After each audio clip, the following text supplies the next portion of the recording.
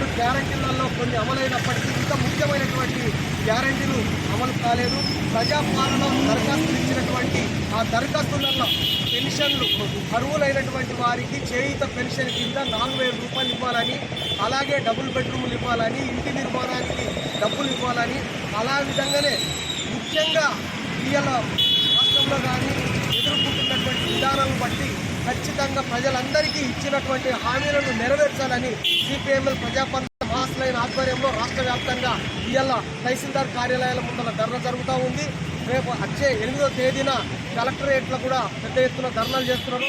ఈ 6 గ్యారెంటీలను అమలు చేయకపోతే హైదరాబాద్లో కూడా పెద్ద ఎత్తునటువంటి ఆందోళన కార్యక్రమం చేపడుతుందని చెప్పేసి ఈ సందర్భంగా తెలియజేస్తున్నాం.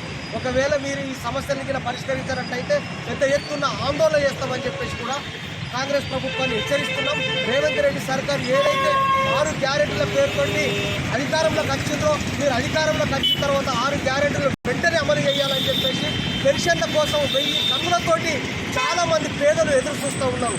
వారి ఆశలు అభిలాషలు చేయకుండా వెంటనే అమలు చేయాలని చెప్పేసి డిమాండ్ చేస్తాం.